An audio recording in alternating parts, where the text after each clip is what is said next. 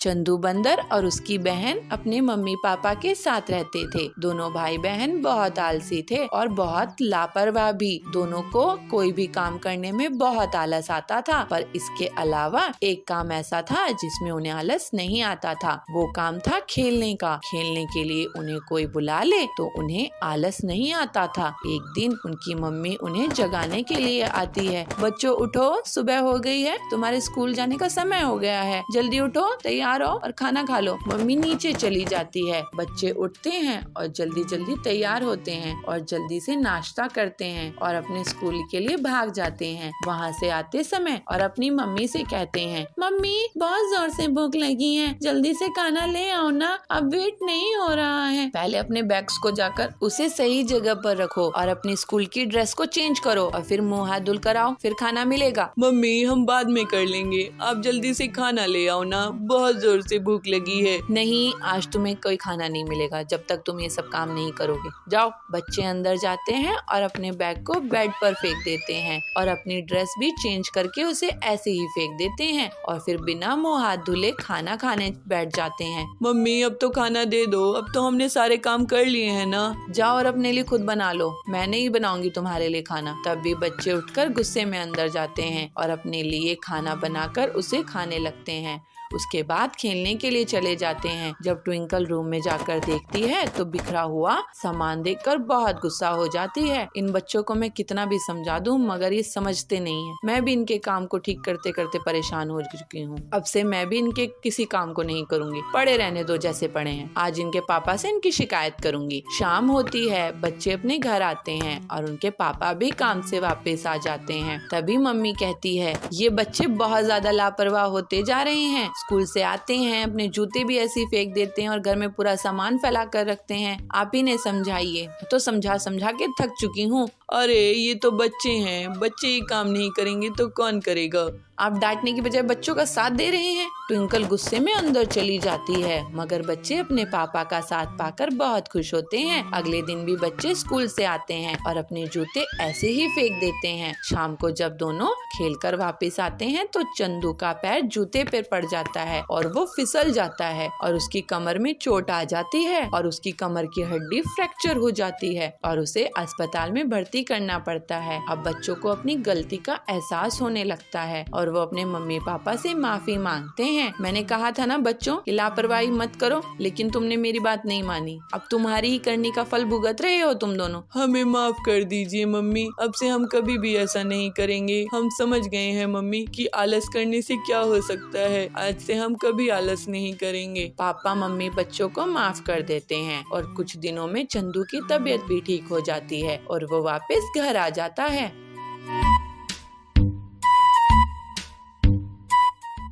रामपुर के गांव में पीलू चिड़िया अपने पिता टिल्लू के साथ रहा करती थी। टिल्लू अपनी बेटी पीलू को बहुत चाहता था और वो अपने गांव में रंगीन पानी पूरी बेचने के लिए प्रसिद्ध था। उनकी बनाई रंगीन पानी पूरी रामपुर और उसके आसपास के गांवों में बहुत प्रसिद्ध थी। एक दिन पीलू, बाबा आप नाश्ता करिए, मैं तब तक आपकी दुकान देखती हूँ। उसका पिता नाश्ता करता है और फिर पीलू से कहता है, आसपास के गांव वाले तुझे पता है हमारे क्यों आते हैं? वो इसलिए आते हैं क्योंकि मैं ईमानदारी से उन्हें टेस्टी रंगीन पानी पूरी बना कर देता हूँ। कोई भी ग्राहक असंतुष्ट होकर मेरी दुकान से नहीं जाता है। बहुत अच्छी बात है पिताजी, चलिए मैं अब आपके लिए शाम में चाय लेकर आऊंगी। ऐसा कहकर पीलू वहाँ से चली जाती है। इस तरह से टिल्लू हर रोज गांव के चौराहे पर अपना रंगीन पानी पूरी का ठेला लगाकर खड़ा हो जाता था और जैसे ही वो आता था सभी पानी पूरी के लालच में आकर उसकी दुकान को घेर लेते थे। भैया मुझे लाल पीली हरी सभी रंग की पानी पूरी खिलाइएगा। हाँ भैया मुझे मीठे और खट्टा पानी मिला के दीजिएगा। टिल्लू सभी को पानी पूरी खिला रहा था, तभी पीलू उसके लिए चाय लेकर आ जाती है। बाबा आप चाय पी लो, मैं दुकान देखती हूँ। हाँ बेटा, सभी ग्राहकों को बराबर मात्रा में पानी पूरी खिलाना, कोई भी शिकायत करने न पाए। तभी उनकी दुकान पर कालू कौवा आता है। क्यों क्यों जी, पानी पूरी कितने का दिए? 10 रुपए प्लेट। अरे वाह, ऐसी रंगीन पानी पूरी तो मैंने आज तक नहीं देखी। 1 प्लेट देना। अरे वाह, ऐसी रंगीन पानी पूरी, इसका स्वाद भी बहुत अच्छा है। एक काम कीजिए, मुझे 1 प्लेट और दीजिए। इस बार थोड़ा तीखी खटाई दीजिएगा। फिर पीलू चिड़िया कालू कौवे को भर पेट पानी पूरी खिला देती है। इतनी देर में उसके पिता टिल्लू वहाँ पर आ जाते हैं। पिताजी, इनको मैंने 3 प्लेट पानी पूरी दी थी, आप इनसे 3 प्लेट का पैसा ले लेना। अब मैं घर जाती हूँ। ओह, तो ये ठेला आपका है? ऐसी रंगीन और स्वादिष्ट पानी पूरी तो मैंने कभी नहीं खाया। वैसे मैं यहाँ पर नया आया हूँ, मैं काम की तलाश कर रहा हूँ। अगर आपकी नज़र में कोई काम है तो मुझे बताइएगा, आपकी बड़ी मेहरबानी होगी। ठीक है कालू बेटा, अगर मुझे पता चला तो मैं तुम्हें काम जरूर बताऊंगा। अगले दिन कालू कौवा दोबारा टिल्लू के ठेले पर जाता है। अंकल जी, क्या आपको मेरे लायक कोई काम मिला? अरे बेटा, मुझे अपने ठेले से फुर्सत मिले तब तो तुम्हारे लिए कोई काम बताऊं। ऐसा कर सकते हो, मैं तुम्हें ज्यादा पैसे तो नहीं दूंगा, तुम मेरे यहाँ काम करने लगो। इसके बाद कालू कौवा टिल्लू के ठेले पर काम करने लगता है। टिल्लू कालू कौवे को रंगीन पानी पूरी बनाना सिखा देता है। ऐसे ही एक दिन टिल्लू की तबीयत बहुत खराब हो जाती है। सुनो कालू बेटा, तुम बहुत ईमानदार लड़के हो। मैं अब कितने दिन इस दुनिया में हूँ मुझे नहीं पता। तुम पीलू से विवाह कर लो, मेरे जाने के बाद पता नहीं उसका क्या होगा। पीलू अपने पिता की आखिरी ख्वाहिश पूरी करती है और कालू के साथ शादी कर लेती है। कुछ दिनों बाद कालू कौवा बिल्कुल टिल्लू की तरह रंगीन पानी पूरी बनाकर बेचने लगता है। कालू कौवे की रंगीन पानी पूरी की दुकान बहुत चलती है, इस वजह से उसके मन में लालच आ जाता है। क्यों ना मैं और मुनाफा कमाने के लिए इसमें मिलावट करने लगूं। ऐसा मिलावट करते देख पीलू उससे कहती है, सुनो जी, ये आप क्या कर रहे हो? पिताजी ने हमेशा ईमानदारी से कमाने की बात कही थी, आप ये मिलावट बिल्कुल मत करो। अरे तुम नहीं समझोगी, धंधा ऐसे ही चलता है। उस दिन कालू कौवे की दुकान पर जो भी ग्राहक रंगीन पानी पूरी खाने आता है वो उसकी शिकायत करता है। अरे कालू भाई, आज की पानी पूरी तो बहुत ही बेकार लग रही है। लगता है तुम अपने ससुर से कुछ नहीं सीखे। एक के बाद एक ग्राहक उसे ताना मारकर चले जाते हैं और उस दिन उसकी कमाई बिल्कुल नहीं होती है। वो निराश होकर घर आता है और पीलू से माफी मांगता है। पीलू, मुझे माफ कर दो, मैं लालच में भटक गया था। अब मैं पूरी ईमानदारी के साथ पिताजी की तरह रंगीन पानी पूरी बेचा करूंगा। अगले दिन कालू अपनी दुकान का नाम अपने ससुर के नाम पर रख लेता है और उन्हें श्रद्धांजलि देते हुए वो फिर से ईमानदारी के साथ रंगीन पानी पूरी बेचने लगता है। धीरे धीरे कर फिर से उसकी दुकान में भीड़ बढ़ जाती है और वो अपनी पत्नी के साथ हंसी खुशी रहने लगता है। कान्हापुर जंगल में सभी मिलजुल कर साथ रहा करते थे। उसी जंगल में कड़कनाथ कौवे का परिवार भी रहा करता था। उसका बेटा कालू कौवा बहुत ही शरारती था। इस तरफ पीलू चिड़िया बहुत सालों बाद माँ बनी थी। उसके घर में खुशियों का माहौल था। एक दिन पीलू चिड़िया अपने पति बबलू से बातें कर रही थी। बबलू जी, बहुत सालों बाद हमें भगवान ने माँ बाप होने का सुख दिया है। हम अपने बच्चे को किसी प्रकार का कोई कष्ट होने नहीं देंगे। हाँ पीलू, तू बिल्कुल सही कह रही है। हम अपने बच्चे को बहुत अच्छा संस्कार देंगे जिससे वो बड़े होकर जरूरतमंदों की सेवा कर सके। हाँ जी, आप सही कह रहे हैं, लेकिन हमें एक बात का ध्यान रखना होगा कि ये कभी भी कालू कौवे से दोस्ती ना करे। आप तो जानते ही हैं कि कालू कौवा कैसे सभी पक्षियों को परेशान करता रहता है। दोनों पति पत्नी अक्सर अपने बच्चे के भविष्य को लेकर चिंतित रहते थे। एक बार बबलू भोजन की तलाश में बाहर जा रहा था। तब पीलू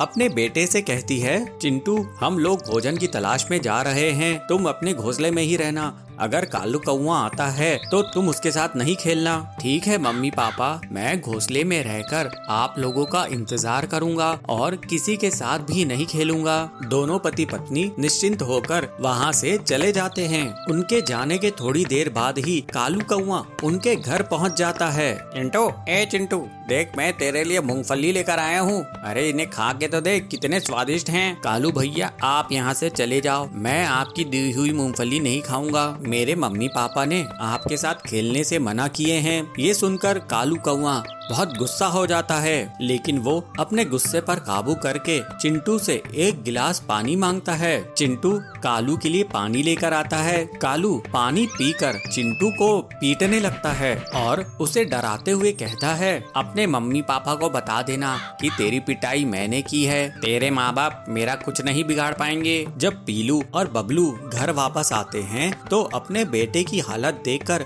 घबरा जाते हैं। चिंटू अपने माँ बाप को सारी घटना बताता है। पीलू इससे बहुत गुस्से में आ जाती है और कालू के घर जाती है। उस समय कालू का पिता कड़कनाथ घोंसले के बाहर ही बैठा था। कड़कनाथ भैया, अपने बेटे को संभालो, वो बहुत बदमाश है। उसने मेरे बेटे को बहुत बुरी तरह से पीट दिया है। एक दिन उसकी हरकतों के कारण आपको बहुत शर्मिंदगी उठानी पड़ेगी। पीलू की आवाज सुनकर सुंदरी घर से बाहर निकलती है। पीलू, जब से तुम माँ बनी हो तब से तुम बहुत घमंडी हो गई हो। मेरा बेटा घर के अंदर पढ़ाई कर रहा है, तुम्हारा बेटा झूठ बोल रहा है। अब तुम जाओ यहाँ से। मेरा बेटा बहुत सीधा साधा है, तुम मेरे बेटे की आइंदा से शिकायत नहीं करना। इस तरह से सुंदरी पीलू को डरा धमका देती है और वहाँ से भगा देती है। कुछ दिनों बाद कालू फिर से बदमाशी के लिए किसी को ढूंढ रहा होता है। थोड़ी दूर में वो देखता है कि जिगरबाज का बेटा अपने घोंसले में अकेला है। उसे अकेला देखकर कालू उसकी बहुत बुरी कदर पिटाई कर देता है। जब इस बात का पता बाज को चलता है तो वो अपने साथियों के साथ कालू के घर पर धावा बोल देता है और कालू की बहुत बुरी कदर पिटाई कर देता है। कालू की पिटाई रोकने के लिए उसका पिता कड़क भी बीच बचाव करने आता है, लेकिन उसकी भी पिटाई हो जाती है। अरे कालू, तेरी वजह से तेरी तो पिटाई हुई, तेरे पिताजी की भी पिटाई हो गई। तू बहुत ही बदमाश है। आइंदा से तूने किसी के साथ भी बदमाशी की तो मैं ही तेरे हाथ पांव तोड़ दूंगी। इस तरह से कालू की बदमाशी के कारण उसके परिवार को शर्मिंदगी उठानी पड़ती है। पीलू सुंदरी से कहती है, मैं कहती थी ना सुंदरी बहन, एक दिन तुम्हें कालू के कारण शर्मिंदगी उठानी पड़ेगी। अब कैसा सबक मिला तुमको? अब से कालू अपनी बदमाशी करना बंद कर देता है और सभी बच्चे फिर से सुरक्षित हो जाते हैं। जामुनपुर में पीलू चिड़िया अपने पिता बाज के घर रहती थी। उसके पिता बहुत ही अमीर व्यक्ति थे। पीलू चिड़िया बबलू को पसंद किया करती थी, लेकिन बबलू एक गरीब कुम्हार था। उसका लकड़ी का फर्नीचर बनाने का काम था। पीलू के पिता कालू से पीलू की शादी कराना चाहते थे। कालू भी बहुत अमीर था और उसकी भी बहुत बड़ी बड़ी जमीनें थी जिन पर फलों के बड़े बड़े पेड़ थे। लेकिन पीलू कालू को बिल्कुल भी पसंद नहीं करती थी, क्योंकि कालू बहुत ही घमंडी था। एक बार अपने पिता के कहने पर पीलू कालू के साथ घूमने के लिए जाती है। क्यों पीलू, मेरी ये चमचमाती गाड़ी कैसी लगी तुम्हें? और मेरा ये इंटरनेशनल गॉगल, पता है तुम्हें 50,000 रुपए का है ये। और वो देखो हमारी जमीन, इतने बड़े बड़े पेड़ हैं, इतने बड़े बड़े फल लगते हैं इसमें कि हम इन्हें एक्सपोर्ट करते हैं। तुम्हें क्यों मजा नहीं आ रहा है क्या मेरे साथ घूमकर? कालू, तुम बहुत ही घमंडी हो। इतना घमंड सही नहीं है। ये जमीन जायदाद वैसे भी तुम्हारे पूर्वजों की दी हुई है, तुमने कौन सा इन्हें कमाया है? अरे पीलू, जमीन जायदाद मिलने से क्या होता है, इसे संभालना भी तो पड़ता है। तुम जब शादी करके मेरे घर आओगी तब तुम्हें पता चलेगा कि मैं कैसे अपने धंधे को करता हूँ। लेकिन पीलू उसकी बात से खुश नहीं होती है। एक दिन पीलू बबलू से मिलने के लिए जाती है। बबलू अपने यहाँ फर्नीचर का काम कर रहा होता है। बबलू, तुम कब मेरे पिताजी से मेरा रिश्ता मांगने के लिए आओगे? अरे पीलू, मेरा बस चले तो मैं आज ही तुमसे शादी कर लूं, लेकिन मैं क्या करूं? मैं बहुत घबराता हूं, मैं बहुत ही गरीब हूं और वो कालू इतना अमीर है। तुम्हारे पिताजी तो उसी को पसंद करते हैं। अरे तो क्या तुम मुझे कालू से शादी करते हुए देख सकते हो? अरे नहीं नहीं, मेरा वो मतलब नहीं था। तुम्हारा जो भी मतलब था, तुम आज ही पिताजी के पास चलो और उनसे मेरा रिश्ता मांगो। बबलू सोच में पड़ जाता है। बबलू परेशान होकर अपने दोस्त हरिया काका के पास जाता है। अरे हरिया काका, मैं बहुत ही परेशान हूँ। मैं गरीब फर्नीचर बनाने वाला कुम्हार हूँ और पीलू इतने अमीर घर की है। उसके पिता बाज तो मुझे बिल्कुल भी पसंद नहीं करेंगे। उनको तो वो अमीर कालू पसंद आता है जो कि कितना घमंडी है। उसके घमंड के कारण पीलू उसे बिल्कुल भी पसंद नहीं करती है। अरे तो बबलू, इसमें शर्माने की क्या बात है कि तू गरीब है, तू मेहनती है, तू इतनी सुंदर सुंदर फर्नीचर बनाता है कि जंगल में तेरा नाम है। हाँ, तेरे पास उतने पैसे नहीं हैं तो क्या हुआ? अरे काका, पैसे नहीं हैं, इसीलिए तो मैं पीलू का हाथ मांगने से झिझक रहा हूँ। देख बबलू, मैं भी तो मैकेनिक ही हूँ, लेकिन मैं इतने सालों से गाड़ी बनाने का, इंजन बनाने का काम कर रहा हूँ। ये आज मेरे पास भी दौलत है, एक दिन तेरे पास भी दौलत होगी। तो हिम्मत करके पीलू का हाथ मांग ले। फिर बबलू बहुत हिम्मत करके बाज के पास जाता है और उनसे पीलू का हाथ मांगता है। इस पर बाज उस पर गुस्सा करते हुए कहता है, ए बबलू, तू अपनी औकात में रह, तू मेरी बेटी का हाथ मांगने आया है। अरे तेरे पास तो एक मोटर गाड़ी भी नहीं है। अगर तू 2 दिन में मोटर गाड़ी खरीद लेगा तो मैं तुझसे अपनी बेटी की शादी करवा दूंगा। ऐसा सुनकर बबलू बहुत दुखी हो जाता है। पीलू भी रोने लगती है। बबलू दुखी होकर घर जाता रहता है तो उसे फिर से हरिया काका मिलते हैं। वो हरिया काका को पूरी बात बताता है। हरिया काका उसे एक शानदार आइडिया देते हैं। देख बबलू, तू एक काम कर, तू लकड़ी से कार का फ्रेम बना ले। मेरे पास एक गाड़ी का इंजन है, मैं उस लकड़ी की गाड़ी में इंजन को फिट कर दूंगा और तू लकड़ी से टायर बना लेना। फिर क्या है, तेरे पास गाड़ी आ जाएगी और तू पीलू से शादी कर पाएगा। ये सुनकर बबलू बहुत खुश होता है और वो पूरी रात मेहनत करके कार और टायर तैयार कर लेता है। फिर हरिया काका की मदद से उसमें इंजन फिट कर देता है। इस तरह से बबलू की लकड़ी की कार तैयार हो जाती है और वो बाज के पास पीलू का रिश्ता मांगने के लिए कार में चला जाता है। बबलू हॉर्न मारकर पीलू को घर के बाहर बुलाता है। अब बाज को उसका वादा निभाना पड़ता है। वो बबलू की मेहनत और पीलू के प्रति उसके प्यार को देखकर बहुत प्रभावित होता है और पीलू की बबलू के साथ शादी करवा देता है। इसके साथ ही बाज बबलू की मदद करता है और बबलू की कार की फैक्ट्री लगवा देता है। अब बबलू अपनी मेहनत से एक अमीर पक्षी बन जाता है और वो पीलू के साथ खुशी खुशी रहने लगता है।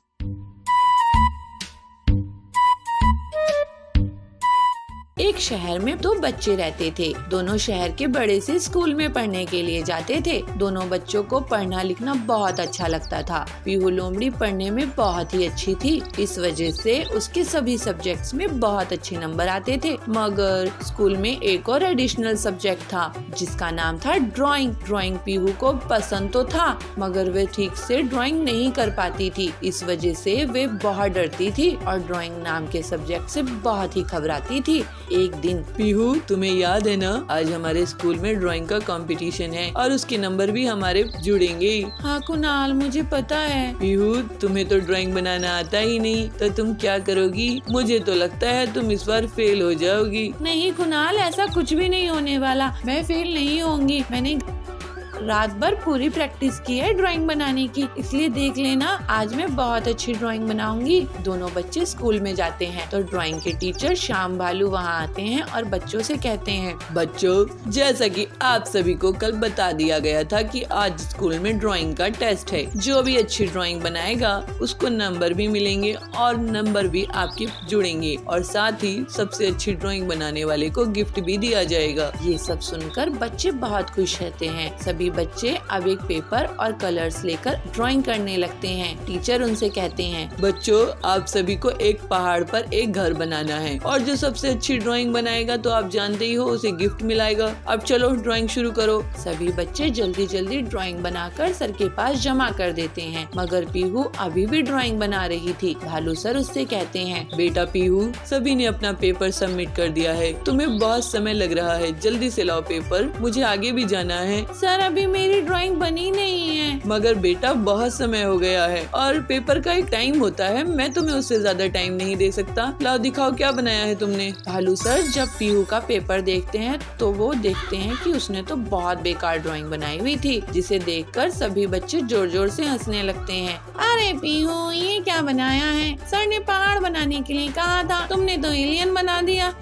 ये सुनकर पीहू बहुत दुखी होती है और सभी बच्चे पीहू पर हंस रहे थे। सर भी पीहू की शिकायत घर पर उसकी मम्मी मोना नीलगाय से कर देते हैं। पीहू तुम्हारे सर का कॉल आया था, तुम्हारी बहुत शिकायत कर रहे थे। हाँ मम्मी, वो आज स्कूल में ड्राइंग का टेस्ट था ना, तो ये उसमें फेल हो गई। ये नहीं, इसने पहाड़ की जगह वहाँ पर एलियन बना दिया। ये सुनकर पीहू और रोने लगती है। बेटा इसमें रोने की क्या बात है? तुम मुझे पहले बता देते तो मैं तुम्हारा ड्राइंग का ट्यूशन लगवा देती। चलो अब रोना बंद करो, मैं तुम्हें ट्यूशन वाले के पास लेके चलती हूँ, ठीक है? ये सुनकर पीहू बहुत खुश होती है। मोना अपने दोनों बच्चों को लेकर रॉकी सर के पास जाती है, जो बहुत ही अच्छे ड्राइंग के टीचर थे। सर ये मेरे बच्चे हैं और इन्हें आपको बहुत अच्छी ड्राइंग बनाना सिखाना है। आप फिक्र मत कीजिए, ये बहुत अच्छी ड्राइंग बनाएंगे एक दिन। अभी मेरे पास आ गए हैं, मैं इन्हें ड्राइंग में एकदम मास्टर बना दूंगा। सर मुझे तो आती है, पीहू को नहीं आती। कुणाल ऐसे किसी पर हंसना नहीं चाहिए बेटा, गलत बात। रॉकी सर पीहू को बहुत ही अच्छे से समझा देते हैं, जिसके बाद से पीहू की ड्राइंग में सुधार आने लगता है और फिर एक दिन पीहू बहुत अच्छी ड्राइंग बनाना सीख जाती है।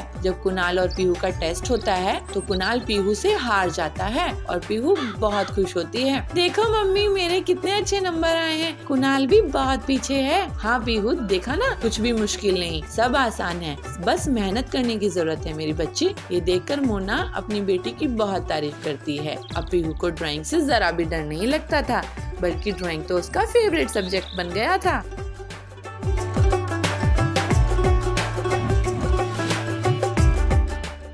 चिंकू अपने परिवार के साथ रहता है, लेकिन चिंकू बहुत ही शरारती है और वो किसी की बात भी नहीं मानता, बल्कि सबको उल्टा जवाब देता है। उसकी इसी आदत के कारण उसकी मम्मी ने उसे आज बहुत डांटा और चिंकू भी जिससे बहुत उदास हो गया और वो अपने कमरे में उदास हुआ बैठा रहा। मुझे कोई भी प्यार नहीं करता, सब मुझे बस देखो डांटते ही रहते हैं। मैं यहाँ से एक दिन चला जाऊंगा, तब इन्हें मेरी अहमियत का पता चलेगा। चिंकू रोने लगता है और अपने टेबल पर बैठकर ड्राइंग करने लगता है।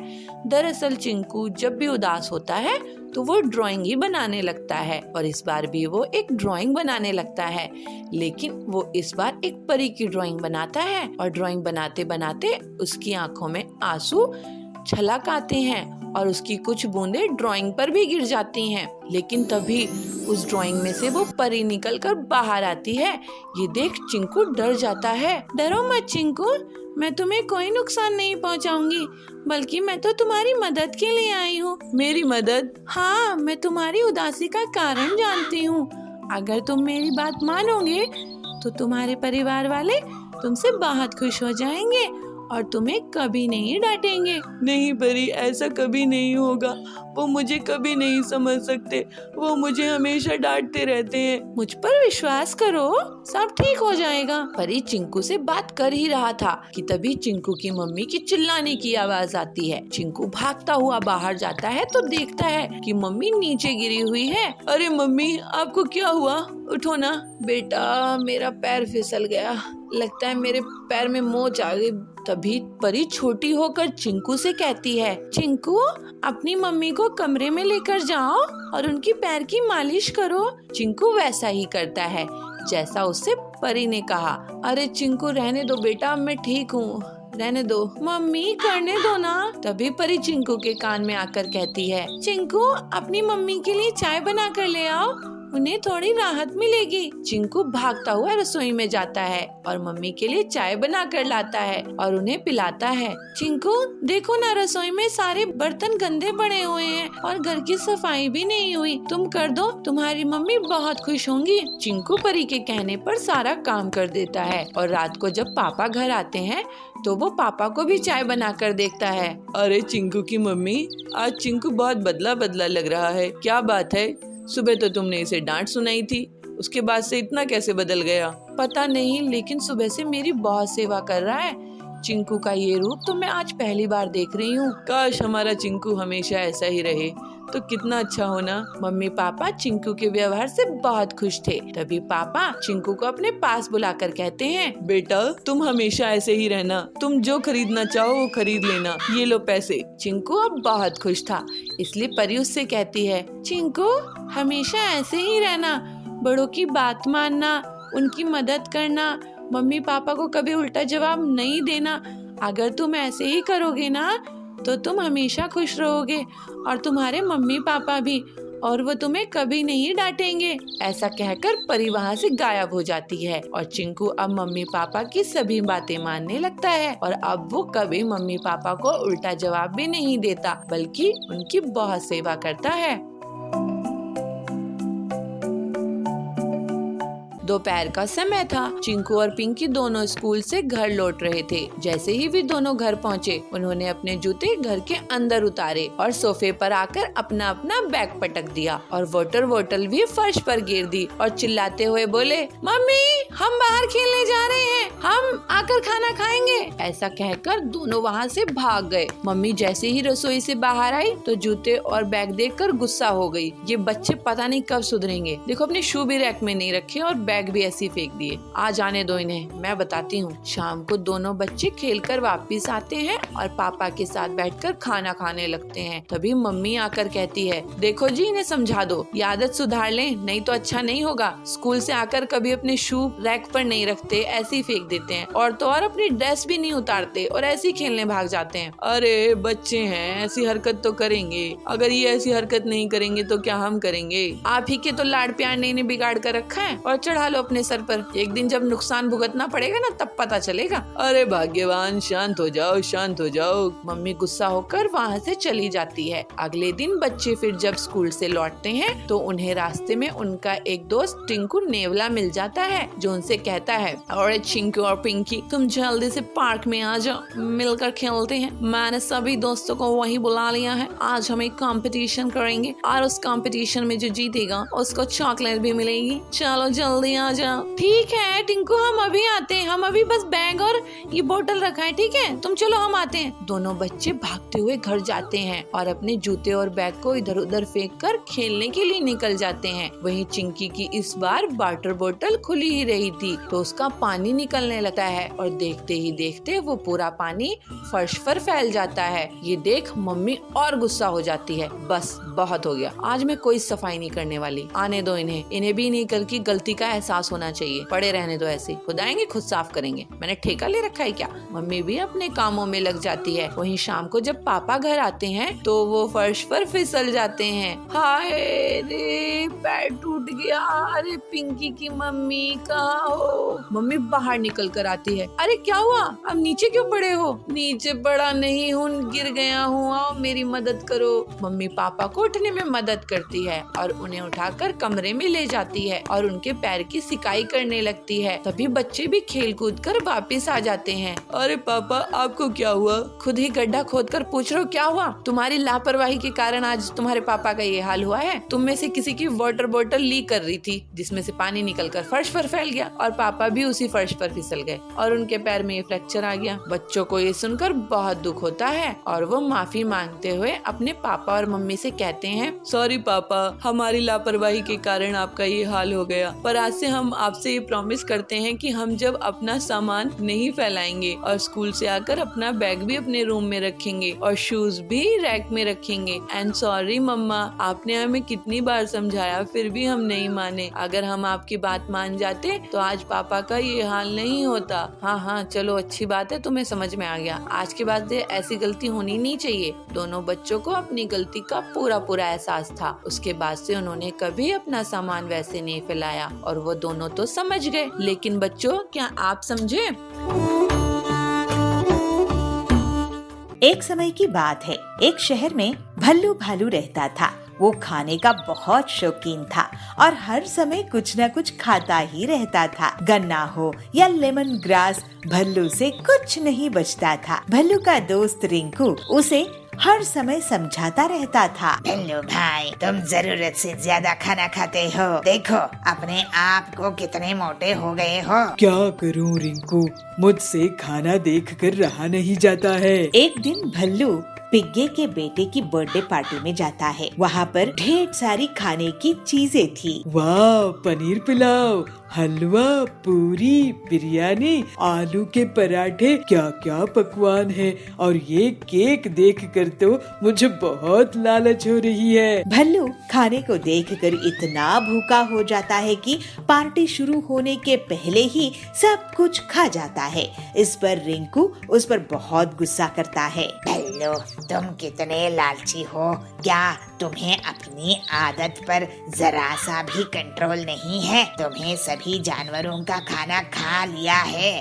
अब तुम पिग्गी से माफी मांगो और उसके खर्चे की भरपाई करो। भल्लू शर्मिंदा होता है और जैसे तैसे खर्चे की भरपाई करता है। लेकिन कुछ दिनों बाद भल्लू फिर से अपनी पुरानी आदत में आ जाता है और एक दिन वो एक आम के खेत में जाता है और बहुत सा आम खाने लगता है और गुठलियाँ यहाँ वहाँ फेंकने लगता है। लेकिन तभी वहाँ पर सींगू गेंडा आ जाता है। भल्लू, तेरी ये हिम्मत कि तू मेरी खेत से आम चुरा कर खा रहा है, अभी तुझे बताता हूँ। और सींगू भल्लू के पीछे पड़ जाता है। सींगू भल्लू पर हमला कर देता है। भल्लू अपने वजन और जरूरत से ज्यादा भरे हुए पेट के कारण भाग भी नहीं पाता है। उसकी सांस फूल जाती है और वो पिटाई खाकर घर आता है और रिंकू से मिलता है। रिंकू, मैंने तुम्हारी बात नहीं मानी और सिर्फ लालच करता रहा, अपनी बुरी आदत को बदल नहीं सका और संयम से काम नहीं ले पाया। भल्लू, अब तुम्हें गलती का एहसास हो गया है, ये अच्छी बात है। फिर भल्लू रिंकू के साथ कसरत करना शुरू कर देता है और अपनी भूख पर नियंत्रण रखने लगता है और धीरे धीरे वो तंदुरुस्त हो जाता है। अब सभी जानवर उसकी इज्जत करने लगते हैं कि उसने बुरी आदत छोड़कर मेहनत से अपने आप को ठीक किया।